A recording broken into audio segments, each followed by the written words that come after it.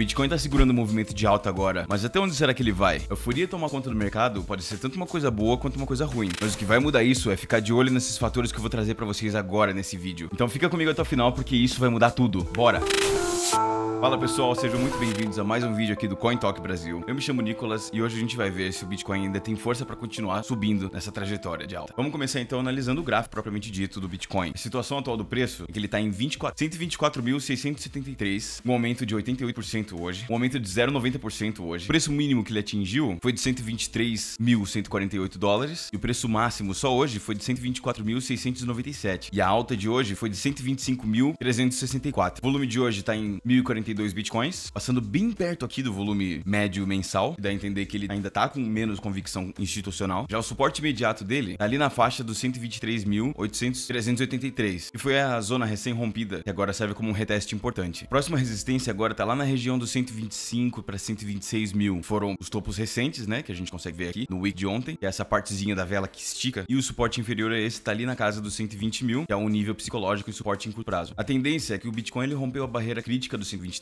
mil e agora transformou ela em suporte. O movimento ele foi acompanhado por forte pressão compradora, empurrando o preço novamente a uma máxima local em 124.700. Só que mesmo assim o volume ainda não confirma um rally explosivo. Ele só sugere que pode haver uma consolidação antes de buscar níveis mais altos. No cenário bullish, a sustentação acima de 123.300 abre caminho para 126 e até para 128. Já no cenário bearish, a perda de 123 pode levar a um recuo para 120 mil, onde haveria uma defesa compradora. Vamos dar uma olhada no nosso próximo gráfico aqui, que mostra uma coisa bem importante a respeito dos acúmulos de liquidez. Como a gente tá vendo aqui, ó, nessa faixa dos 125 mil, tem um acúmulo bem grande de liquidez, que acaba sendo um alvo magnético pro preço. Mas para cima, a gente também tem uma liquidez um pouco mais moderada, tá ali na faixa dos 128 mil para 129 mil, pertinho dos 129 mil. E pode atuar como uma extensão do movimento caso a pressão compradora continue. Só que abaixo do preço também tem bastante liquidez, uma região de maior risco de puxada de preço para baixo, até os 120 mil, perigando 118 mil também. O preço ele tá consolidando ali na faixa dos 124 mil, só que o mapa ele mostra que o ímã imediato tá para cima da região dos 126 mil. Isso quer dizer que se o preço alcançar esse nível, a liquidação desses shorts ele pode puxar o Bitcoin para um nível superior. Só que se acontecer uma reversão e os longs forem caçados, a drenagem até 120 não pode ser descartada. No cenário de curto prazo ele tá bullish e a gente só tá esperando o rompimento, né, para começar a caça de liquidez até 125 mil para 126 mil, validando mais uma perna de alta. No cenário bearish vai acontecer a rejeição dessa faixa e a drenagem rápida até os 122 para 120 mil, limpando todos esses longs aqui. No momento, a distribuição da liquidez ainda favorece o teste de 126 mil antes de qualquer correção mais profunda. Já esse gráfico aqui mostra uma possível virada no comportamento dos grandes players, né, as baleias, no mercado do Bitcoin. Vamos destrinchar isso aqui. O gráfico tá mostrando pra gente é que a linha preta seria o preço do Bitcoin, que recentemente voltou a subir agora em outubro. Essa linha roxa aqui é a porcentagem de mudança de 30 dias, que é a variação percentual das holdings das baleias ao longo de 30 dias. Já a linha vermelha, que a gente consegue ver aqui bem fraquinha no fundo, é o total de Bitcoins sob o controle das baleias. Essa linha verde destacada aqui embaixo é um sinal de reversão da tendência, com as baleias reduzindo as vendas. O que a gente consegue tirar disso é que em setembro aconteceu uma forte venda das baleias, né, e o saldo delas acabou caindo bastante nesse mês, acompanhando pressão de venda e contribuindo para quedas e correções de preço. Já no início de outubro, as vendas elas desaceleraram e o gráfico ele tá mostrando que o saldo líquido das baleias ele parou de cair e começou a estabilizar. Que é essa mudança que a gente consegue ver aqui, ó. Isso pode indicar que as baleias elas estão diminuindo a pressão vendedora. Isso é um sinal estrutural muito importante. Quando as baleias elas param de vender, muitas vezes porque ou elas já realizaram boa parte dos lucros ou elas estão esperando uma nova pernada de alta. Esse comportamento costuma abrir espaço para demanda spot institucional e empurrar o preço para cima sem resistência pesada. Só que alguns pontos de atenção são que se essa reversão se confirmar, o mercado ele pode ganhar força adicional de alta nos próximos dias. Mas se caso volte a aparecer forte distribuição, isso indica que as baleias ainda não terminaram de realizar os lucros delas. Basicamente, as baleias parecem estar tirando o pé do acelerador nas vendas, o que é um forte suporte para o Bitcoin nesse momento de retomada.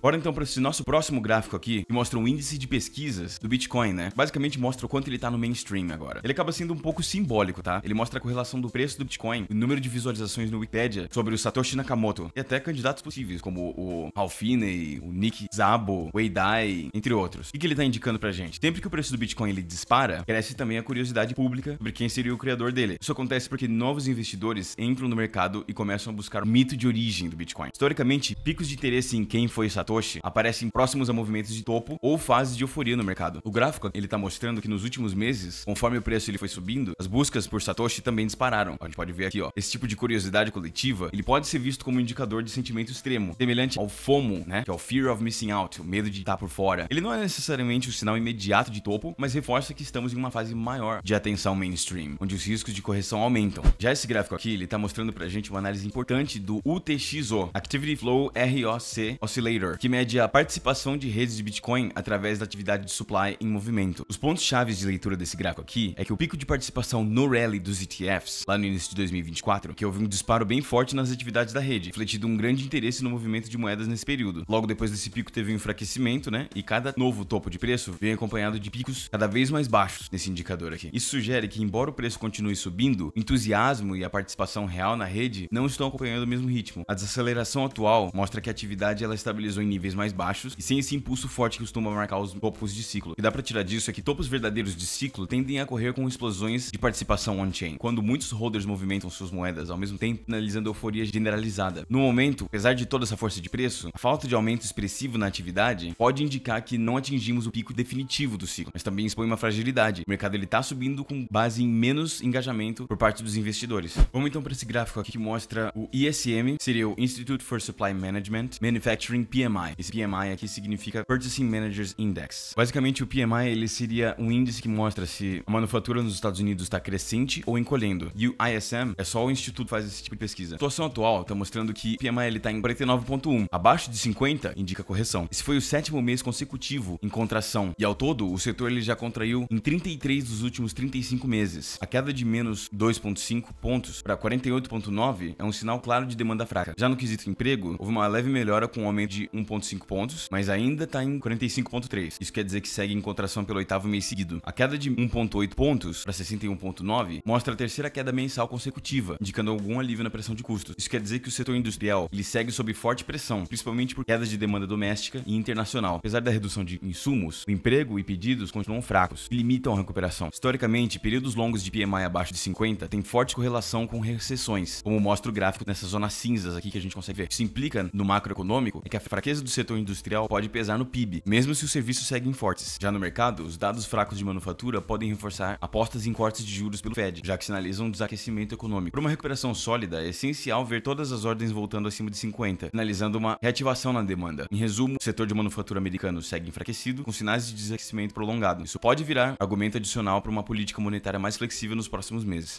Então é isso pro vídeo de hoje, meus amigos. Eu espero que vocês tenham gostado. Muito obrigado se você assistiu até aqui. Não esqueça de deixar o seu like, compartilha com quem você acha que vai se interessar, se inscreva no canal e ativa o sininho porque isso ajuda muito no engajamento. E te vejo amanhã.